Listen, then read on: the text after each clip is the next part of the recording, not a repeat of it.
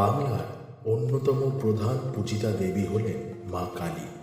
নানা রূপে নানা জটিল বিমূর্ততায় বাংলা জুড়ে এই শক্তির দেবী পূজিতা হন। হিন্দু পুরাণ অনুসারে শিবের রুদ্রতাণ্ডবের সময় নারায়ণের সুদর্শন চক্রের আঘাতে সতীর দেহের নানা অংশ বহু স্থানে ছড়িয়ে পড়েছিল। তার থেকে ভারতীয় উপমহাদেশ জুড়ে বিভিন্ন সতীপীঠের জন্ম হয়েছে। তারাপীঠকেও 51টি সতীপীঠের অন্যতম বলে মনে করা হয়। এখানে সতীর তৃতীয় নয়নের মণি অর্থাৎ তারার পতন হওয়ায় দ্বারকা নদীর পূর্ব পারের চণ্ডীপুর আজ তারাপীঠ। তারাপীঠের বর্তমান মন্দিরের ইতিহাস প্রায় 200 বছর হলেও তারাপীঠের ইতিহাস কিন্তু 1000 থেকে 1500 বছরেরও অধিক। তারাপীঠের বর্তমান মন্দিরটি মল্লারপুরের জমিদার স্থাপন করলেও গল্পের শুরু জয়দত্ত সওদাগরের হাতে। আজ থেকে প্রায় 800 বছর আগের ঘটনা। তিনি ছিলেন বীরভূমের রত্নাগড় নিবাসী। একবার তিনি বাণিজ্যে প্রভূত সম্পদ অর্থ লাভ করে বাড়ি ফিরছিলেন। চলার পথে অসুস্থতায় মৃত্যু হল তার প্রাণাধিক পুত্রের। বাড়ি ফিরেই ছেলের অন্ত্যেষ্টি করবেন স্থির করে তিনি মাঝিদের বললেন, পুত্রের দেহটাকে ভালো করে ঘি মাখিয়ে রাখতে, তাতে পচন ধরবে না। এদিকে সন্ধ্যা নেমেছে, রাত্রিটা তাই পথেই বিশ্রাম নিতে হবে। চলতে চলতে থামলেন এক বিশাল জঙ্গলের পাশে। স্থানটির নাম চণ্ডীপুর। রাতে ঘুম নেই জয়দত্তের। মৃত ছেলের দেহ আঁকড়ে রাত জাগছেন তিনি। সেই সময় মা তারা এক কুমারী মেয়ের রূপ ধরে নৌকোর কাছে এসে দাঁড়ালেন। তার কালো রূপে যেন আলো ছিটকে পড়ছে। রাত্রির আকাশ জুড়ে অপূর্ব এক জ্যোতি। অসামান্য সুন্দরী সেই মেয়েটি জয়দত্তকে জিজ্ঞাসা করলেন, ও বাছা, এত নৌকো ভরে কি নিয়ে চলেছ গো? পুত্র শোকে জয়দত্তের মন ভারাক্রান্ত ছিল। তাই তিনি রাগত স্বরে মেয়েটিকে বললেন, ছাই আছে। সে কথা শুনে মেয়েটি আচ্ছা বলে চলে যায়। কিছুক্ষণ পরে জয়দত্ত দেখলেন তার নৌকোর সব বাণিজ্য সামগ্রী অর্থ ছাইতে পরিণত হয়েছে। পরদিন সকালে মাঝিরা রান্নায় বসল। কাটা শোল মাছ কাছেই এক কুণ্ডের জলে ধুতে গেল তারা। কি আশ্চর্য! জলের স্পর্শ পেয়ে মাছটি জ্যান্ত হয়ে সাঁতরে চলে গেল। মাঝিরা দৌড়ে এসে জয়দত্তকে সব কথা জানালো। জয়দত্তের মনে পড়ল আগের রাতের কথা, সেই মেয়েটির কথা।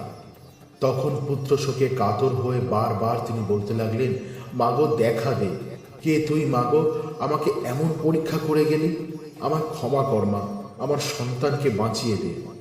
সেদিন রাতেই স্বপ্নের মধ্যে ফিরে এলেন সেই মেয়েটি। মেয়েটি তাকে বললেন, কুণ্ডের জল ছেলের গায়ে ছড়ালে সে বেঁচে উঠবে। সকালে জয়দত্ত তার হারানো সম্পদ ফিরে পেলেন এবং বশিষ্ঠ কুণ্ডের জল ছেলের গায়ে ছেটাতে ছেলে তারা তারা বলে বেঁচে উঠল। ছেলের মুখে তারা নাম শুনে বিস্মিত জয়দত্ত বুঝতে পারলেন দেবী তারার অলৌকিক কৃপার কথা। পুত্রকে ফিরে পাওয়ার আনন্দে তিনি সারা দিন বসে তারা মায়ের জপ করতে লাগলেন। রাতে আবার দেবী তাকে স্বপ্নে দর্শন দিলেন। তাকে আদেশ করে বললেন, এই জঙ্গলের মধ্যে একটা শ্বেত শিমুল গাছের নিচে একটা শিলা বিগ্রহ রয়েছে। সেই বিগ্রহ একটা মন্দিরে প্রতিষ্ঠা করে আমার পুজোর ব্যবস্থা কর। আমি হলাম উগ্রতারা। জঙ্গলের মধ্যে শ্মশানে আমার বাস। পরদিন সকালে লোকজন নিয়ে সেই বিশাল জঙ্গলে খুঁজে খুঁজে শ্বেত শিমুল গাছের নিচ থেকে শিলা বিগ্রহ আবিষ্কার করলেন জয়দত্ত। কাছেই পেলেন চন্দ্রচূড় শিবের মূর্তি। বশিষ্ঠ কুণ্ড বা জীবিত কুণ্ডের সামনে তাড়াতাড়ি মন্দির নির্মাণ করে সেই শিলামূর্তি ও চন্দ্রচূড় শিবের মূর্তি প্রতিষ্ঠা করলেন তিনি। কাছেই মহুলা গ্রামের এক ব্রাহ্মণকে নিত্য পূজার দায়িত্ব দিয়ে বিদায় নেন জয়দত্ত। বণিক জয়দত্তের তৈরি করে যাওয়া তারামায়ের মন্দিরটি আজ আর নেই। বর্তমানের উত্তরমুখী আটচালা মন্দিরটি 1225 বঙ্গাব্দে তৈরি করা মল্লারপুরের জগন্নাথ রায়। দেবী এখানে তারাময়ী কালী। মুখমণ্ডল ছাড়া সারা অঙ্গ বসনে আবৃত। ভোরে দর্শন মেলে মূল দ্বিভুজা ছোট্ট মূর্তি। এ দুটি হাত, গলায় সাপের মালা, পবিত্র সুতোয় অলঙ্কৃত। বাঁ কোলে শিব স্তন্যপান করছেন। শত শত বছরের পুরনো বিশ্বাস, এই মন্দিরে প্রার্থনা করে কোনো ভক্ত খালি হাতে ফেরে না। ব্রহ্মার মানসপুত্র বশিষ্ঠর সিদ্ধপীঠ এই তারাপীঠ আরও অনেকেরই সাধনপীঠ। তাদের মধ্যে উল্লেখযোগ্য সাধক বামাখ্যাপা। এই তারাপীঠ ছিল তারই সাধনক্ষেত্র। বামাখ্যাপার আসল নাম ছিল বামাচরণ চট্টোপাধ্যায়। গ্রামের শ্মশানে আসা সাধু বাবাদের সাহচর্যে থাকতে থাকতে বামাচরণেরও দেবীর প্রতি ঝোঁক বাড়তে থাকে। তিনি তারামাকে বড় মা বলে ডাকতেন। সেটি ছিল ভাদ্রপদ মাসের শুক্লপক্ষের তৃতীয়া তিথি, মঙ্গলবার। ভগবতী তারার সিদ্ধির জন্য চূড়ান্ত সিদ্ধ মুহূর্ত। রাতের বেলা বামাখ্যাপা শ্মশানের জ্বলন্ত চিতার পাশে বসেছিলেন। তখন নীল আকাশ থেকে আলো ফুটে চারিদিকে আলো ছড়িয়ে পড়ে। এই আলোকে বামাচরণ মা তারার দর্শন পেয়েছিলেন। মা তারা মাথায় হাত রাখতে বামাখ্যাপা সেখানে সমাহিত হন। এই অবস্থায় তিনি 3 দিন ও 3 রাত শ্মশানে অবস্থান করেন। 3 দিন পর জ্ঞান ফেরে এবং জ্ঞান ফেরার সাথে সাথে বামা চিৎকার করে এদিক ওদিক দৌড়তে থাকে। গ্রামবাসীরা নিশ্চিত হয় যে বামা সম্পূর্ণ পাগল হয়ে গেছে। কিছুদিন পর ভগবতী তারা সেখানকার রানীর কাছে স্বপ্নে আবির্ভূতা হন এবং তাকে নির্দেশ দেন যে শ্মশানের কাছে আমার জন্য একটি মন্দির তৈরি কর এবং বামাকে পুরোহিত কর। পরদিন থেকে মন্দিরের নির্মাণ কাজ শুরু হয়। কিছুদিনের মধ্যেই মন্দিরের কাজ শেষ হয় এবং বামাকে মন্দিরের পুরোহিত করা হয়। এতে অবশ্য রুষ্ট হয় মন্দিরের অন্যান্য পাণ্ডারা। একবার দেবীকে ভোগ নিবেদনের সময় সেটির স্বাদ কেমন বা সেটি নিবেদনের যোগ্য কিনা তা জানতে বামা নিজেই সেই ভোগ চেখে দেখে। ব্যাস, তাতেই রাগে অগ্নিশর্মা হয়ে ওঠে মন্দিরের অন্যান্য পাণ্ডারা। তারা বামাকে মারধর করে শ্মশানে ফেলে দিয়ে আসে। কথিত আছে সেই রাতেই দেবী নাটোরের মহারানীকে স্বপ্নাদেশ দেন যে বামাকে যেন মন্দিরে ফিরিয়ে এনে পুজোর দায়িত্ব দেওয়া হয়, না হলে ভয়ানক ফল ভোগ করতে হবে। সেই নির্দেশ পেয়ে পরের দিনই মন্দিরে ছুটে যান রানীমা এবং গোটা ঘটনা শুনে ভর্ৎসনা করেন পাণ্ডাদের। পাশাপাশি মন্দিরে ফিরিয়ে আনা হয় বামাকেও।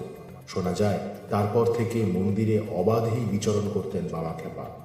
ছায়া সুনিবিড় শান্তির ঠিকানা তারাপীঠ মহাশ্মশান নানা জাতীয় ছোট বড় গাছে ভর্তি। সূর্যের কৃপণ আলো মহাশ্মশানে এক মায়াবী রহস্যময় পরিবেশের সৃষ্টি করে। তারাপীঠ মহাশ্মশানে আছে সাধক বামাখ্যাপার সমাধি। ঠিক তার পাশে মা তারার 2টি প্রস্তরীভূত পায়ের ছাপ রয়েছে। এছাড়া বহু সাধু সন্ন্যাসীর ছোট ছোট কুটিরও দেখা যায়। আর আছে 3টি চুল্লি। এই মহাশ্মশানের পাশ দিয়ে বয়ে গেছে যৌবন হারানো মুমূর্ষু দ্বারকা নদী। বাংলার তন্ত্র সাধনায় তারাপীঠ একটি বিশেষ ভূমিকা পালন করে আসছে যুগ যুগ ধরে। আর এই তন্ত্র সাধনায় পঞ্চমুণ্ডির আসনের একটা বড় ভূমিকা থাকে। ক্রূর সর্প, ক্ষিপ্র নেউল, ধূর্ত শেয়াল, বৃক্ষচারী হনুমান এবং চণ্ডালের করটে দিয়ে পঞ্চমুণ্ডির আসন তৈরি হয়। এই আসনে বসে বহু যুগ পূর্বে দেবীকে তুষ্ট করে তারাপীঠকে সিদ্ধপীঠে পরিণত করেছিলেন ঋষি বশিষ্ঠ। সাধক বামাখ্যাপাও এই আসনে বসে তন্ত্র সাধনায় সিদ্ধি লাভ করে। সেই আসন আজও বিদ্যমান। তারাপীঠের মহাশ্মশানের মাহাত্ম্য বুঝতে গেলে তাকাতে হবে তারার তন্ত্রোক্ত রূপ বর্ণনায়। দেবীর বাম পদ অগ্রগামী, তাই দেবী বামাকালী নামেও পরিচিতা। দেবীর গাত্রবর্ণ ঘন নীল। অগ্নিময় শ্মশানে জ্বলন্ত চিতার মধ্য থেকে বিনির্গতা এই দেবী লোল জিহবা, লম্বোদরী, নবযৌবনা এবং মুন্ডমালিনী। চতুর্ভুজা এই দেবীর 4 হাতে থাকে খড়গ, অসুরের ছিন্নমুণ্ড, বর ও অভয় মুদ্রা। দেবীর কোটিদেশ ব্যাঘ্রচর্মে আবৃত। তারাপীঠের মহাশ্মশানে আরও একটি রহস্য লুকিয়ে রয়েছে শ্মশান সংলগ্ন দ্বারকা নদীর জলে। দ্বারকা নদী উত্তর বাহিনী, অর্থাৎ এর স্রোত বইছে উত্তর দিকে। হিন্দু ধর্মে উত্তর বাহিনী নদী বিশেষ গুরুত্বপূর্ণ, কেননা ভারতের সব নদী নেমেছে উত্তর দিকে স্থিত হিমালয় থেকে। অতএব তাদের ধারা কখনোই উত্তর অভিমুখী হবে না। একমাত্র কাশীতে গঙ্গা উত্তর বাহিনী আর বীরভূমে দ্বারকা। তাই দ্বারকা নদী মহাশক্তির উৎস। মা তারার লীলাভূমি ও সাধক বামাখ্যাপার সাধনপীঠ হিসেবে এই তারাপীঠ হিন্দুদের পবিত্র তীর্থক্ষেত্রে পরিণত হয়েছে। কালক্রমে এই মহাপীঠের পরিচয় দেশের গণ্ডি ছাড়িয়ে বিদেশে পাড়ি জমিয়েছে। তারাপীঠ এখন আন্তর্জাতিক তীর্থক্ষেত্রে পরিণত হয়েছে। ত্রয়োদশ শতাব্দীর বাংলা স্থাপত্যের এক উৎকৃষ্ট নিদর্শন এই তারাপীঠ মন্দির।